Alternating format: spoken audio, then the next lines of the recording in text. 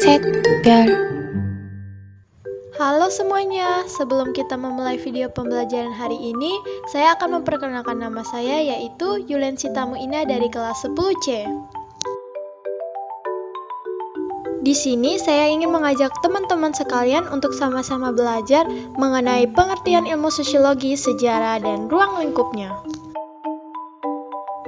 Nah, selama video pembelajaran ini berlangsung, akan ada banyak hal yang akan kita pelajari, yaitu pengertian ilmu sosiologi, sejarah ilmu sosiologi, ruang lingkup, jenis-jenis sosiologi, ciri-ciri, serta tujuan mempelajari sosiologi.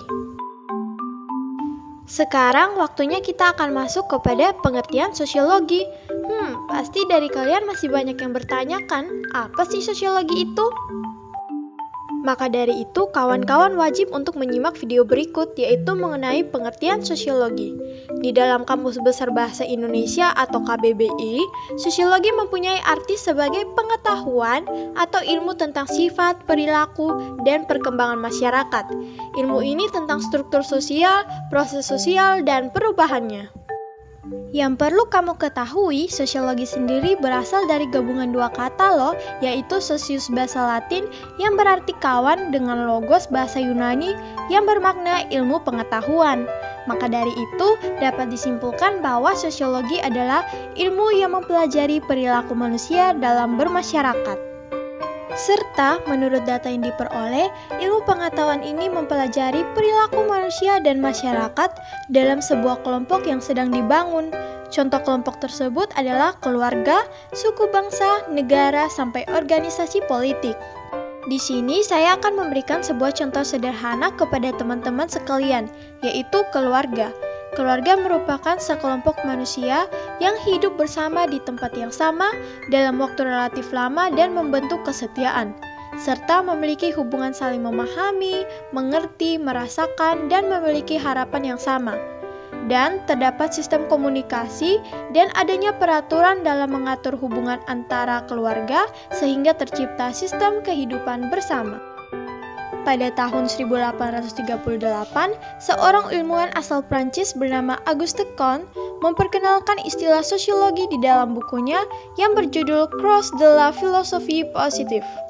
Auguste Comte mempunyai kontribusi yang sangat besar dalam perkembangan sosiologi, hingga dirinya mendapat sebuah gelar yaitu The Father of Sociology. Sekarang kita akan masuk ke bagian berikutnya, yaitu pengertian sosiologi menurut para ahli.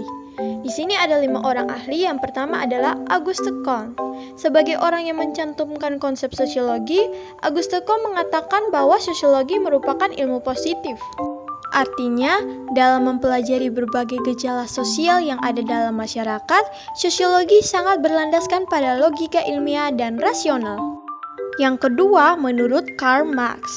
Dalam The Community Manifesto, mempercayai bahwa sosiologi bisa melawan penindasan dan melahirkan masyarakat tanpa kelas. Dia yakin bahwa sebenarnya masyarakat harus dibebaskan dari sistem kapitalis. Berikutnya pengertian menurut Max Weber. Sosiologi bisa diartikan sebagai sebuah ilmu yang mempelajari pengaruh timbal balik dan hubungan antara berbagai gejala sosial seperti gejala moral, gejala agama, gejala keluarga, dan gejala ekonomi. Yang keempat, menurut Emil Durkheim.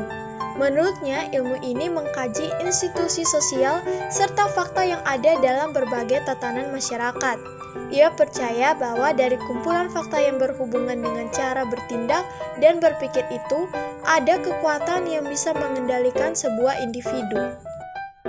Yang terakhir, menurut Soejono Soekanto. Ia mengatakan bahwa sosiologi merupakan ilmu yang fokus pada segi-segi umum kemasyarakatan dan berusaha memperoleh pola-pola yang umum untuk kehidupan masyarakat. Selanjutnya kita masuk kepada materi kedua, yaitu sejarah ilmu sosiologi. Meski disebut sebagai ilmu yang mempelajari masyarakat, kemunculan sosiologi masih tergolong baru. Bahkan jika dibandingkan dengan ilmu pengetahuan mengenai masyarakat itu sendiri, oleh karena itu sosiologi juga dikatakan muncul sebagai hasil dari perkembangan ilmu pengetahuan manusia. Sebagai buktinya, dua filsuf besar di zaman Yunani kuno yaitu Aristoteles dan Plato pernah menulis buku tentang menciptakan sebuah masyarakat yang adil serta bahagia. Ada juga Ibnu Khaldun dan cendekiawan dari timur yang menulis tentang integrasi sosial dan peradaban manusia di abad ke-14. Tiga karya tersebut sudah ada jauh sebelum sosiologi ditemukan loh. Tahu tidak, pada perkembangan ilmu ini, para penggagasnya menghabiskan waktu puluhan tahun untuk mencari orientasi yang sesuai dengan bidang ini. Menariknya, di awal mula kemunculan sosiologi, banyak terjadi sebuah peristiwa bersejarah dalam peradaban manusia. Dua di antaranya bahkan mempunyai pengaruh terhadap perkembangan ilmu sosiologi. Berikut ini adalah dua peristiwa sejarah yang berpengaruh pada perkembangan ilmu sosiologi. Yang pertama adalah revolusi politik. Revolusi politik yang terjadi di Prancis pada abad ke-18 sampai 19, peristiwa ini membuat fokus sosiologi bergeser kepada pembuatan ketertiban dan perubahan sosial. Dan yang kedua adalah revolusi industri. Revolusi industri yang menjadi titik kemunculan kapitalisme serta sosialisme, hal ini juga yang turut mempengaruhi perkembangan ilmu sosiologi. Berikut adalah hal yang Anda perlu ketahui. Saat memasuki abad 20, sosiologi berkembang lumayan cepat hingga menjadi bagian dari ilmu sosial yang sangat diminati di Amerika Serikat. Saat itu, banyak ilmuwan mempelajari sosiologi karena kehadiran urbanisasi dan industrialisasi yang pasif di daerah perkotaan Amerika Serikat. Setelah abad ke-21, lahirlah aliran baru sosiologi yang saling mengkritik satu sama lain, yaitu Georg Ritzer adalah orang yang mendukung pergerakan ini dengan rumusan mengenai sosiologi sebagai studi yang memuat paradigma Plutar. Tidak cukup sampai di situ saja, sosiologi juga terus melahirkan subdisiplin baru yang berada di bawah naungan seperti sosiologi hukum, sosiologi kesehatan, sosiologi pemuda, sosiologi gender, sosiologi ekonomi, sosiologi agama, dan lain-lain.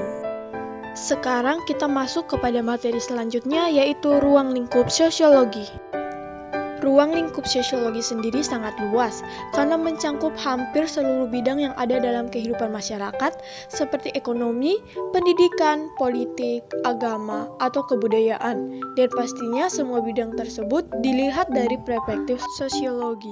Dengan kata lain, ilmu ini juga mencangkup interaksi sosial yang terjadi antara individu dengan individu, kelompok dengan kelompok, serta individu dengan kelompok.